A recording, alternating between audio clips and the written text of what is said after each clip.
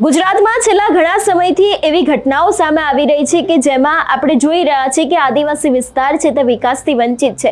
ઘણી બધી વખત આપણે એવી પણ ઘટનાઓ જોઈ છે કે રોડ રસ્તા ન હોવાને કારણે જે ગર્ભવતી મહિલાઓ હોય છે એ લોકો મોતને ભેટતી હોય છે। તેની સાથે ક્યાંક ને ક્યાંક બાળકોને ભણવું છે પરંતુ ત્યાં શાળા નથી અને ઘણા બધા લોકો આ જ વિકાસને કારણે મોતને પણ ભેટતા હોય છે। ત્યારે હવે આ સમગ્ર મામલે આપ નેતા રાધિકા રાઠવા મેદાને આવ્યા છે અને તેમના દ્વારા સીધા પ્રહાર છે તે ભાજપ ઉપર કરવામાં આવ્યા છે।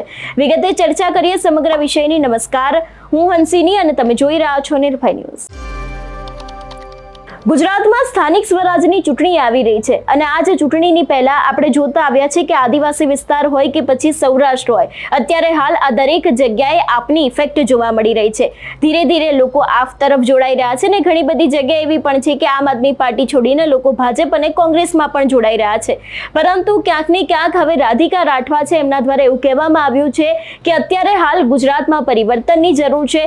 ભારતીય જનતા પાર્ટીની સત્તા છે ત્યારથી તે લોકો દ્વારા કશું કામ કરવામાં નથી આવ્યું એવા પણ આક્ષેપ મૂકવામાં આવ્યા છે। રોડ રસ્તાને લઈને વાતચીત કરવામાં આવી છે અને ખાસ કરીને હવે જ્યારે સ્થાનિક સ્વરાજની ચૂંટણી આવી રહી છે તો એમને લઈને પણ તેમના દ્વારા ઘણી મોટી વાત કહેવામાં આવી છે।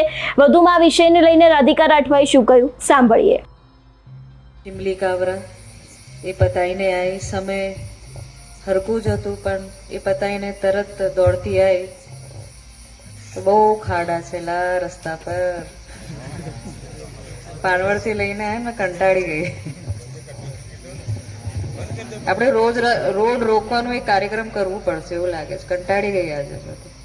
અને એટલા મોટા મોટા ટ્રકો જાય છે કે ઠોકી દે તો આપણે તો ખાડામાં પડી જાય હે ને। ગાડી વાળાની આ હાલત થાય, બાઇક વાળાની શું હાલત થશે? સાચી વાત। જોખમ છે। પેલા એટલું નતું, હવે તો જો। ઉપસ્થિત આગેવાનો, ગુજારિયા ગામમાં આપણે બધા ભેગા થયા, ખૂબ સરસ સંખ્યામાં। સમય બહુ થઈ ગયો તો પણ તમે અહીંયા આયા, અમારું ઉત્સાહ વધ્યું છે। ખૂબ સરસ સંખ્યામાં બહેનો પણ છે। હવે સમય આવી ગયો છે કે આપણે આપણું ભવિષ્ય શું બનાવવાનું છે વિચારવાનું છે। આગામી તાલુકા પંચાયત અને જિલ્લા પંચાયતની હવે ચૂંટણીઓ આવવાની છે। ટૂંક સમયમાં જાહેરનામું પડી જવાનું છે। તો કેમ ના આ વખતે એક પરિવર્તન લાવીએ અને આમ આદમી પાર્ટીના ઉમેદવારને આપણે જીતાડીએ। હું એટલે આ કહું છું કેમ કે તમે આપણે બધાએ કોંગ્રેસને સત્તા આપી ચૂક્યા છે, એમનું વહીવટ જોઈ લીધું। આપણે ભાજપની સરકારને સત્તા આપ્યું છે, એમનું વહીવટ જોઈએ છે। તો કેમ ના આપણે આ વખતે આમ આદમી પાર્ટીની સરકાર લાવીને અને આમ આદમી પાર્ટીના ઉમેદવારોને જીતાડીને એમનું પણ વહીવટ આપણે જોઈ લઈએ। આમ આદમી પાર્ટીની સરકાર તમે જોયું હશે કે દિલ્હીમાં ખૂબ સરસ 10 વર્ષ સરકાર ચલાવી। આપણા કેજરીવાલ સાહેબે ખૂબ સરસ કામ કર્યું દિલ્હીમાં, પણ રાજનીતિમાં કદાચ સામ દામ ધન બેનની નીતિ કરીને કેજરીવાલ સાહેબને બદનામ કરીને, હેરાન કરીને, ખોટા કેસીસ કરીને, એમનો સમય બગાડીને એમને જેલમાં પૂર્યું અને કઈ ને કઈ આપણી ભોળી પ્રજા દિલ્હીમાં જે બેઠી છે એમને ગુમરાહ કરીને એમને કદાચ હરાયું। પણ હું તમને સાચે કહું છું, તમે સોશિયલ મીડિયામાં છો તો જોઈ લેજો, આજે દિલ્હીની પ્રજા પછતાય છે કે કેમ કેજરીવાલજીને હરાયો। તમે જોયું હશે યુટ્યુબમાં। પહેલા જનતા કદાચ કદર નહીં કરી 10 વર્ષમાં, પણ હવે જેટલી પણ સુવિધાઓ આમ આદમી પાર્ટીની સરકારે દિલ્હીમાં આપી એ બધી સુવિધાઓ ખેંચી લેવામાં આવી અને ખૂબ ખરાબ પરિસ્થિતિ છે હવે દિલ્હીમાં।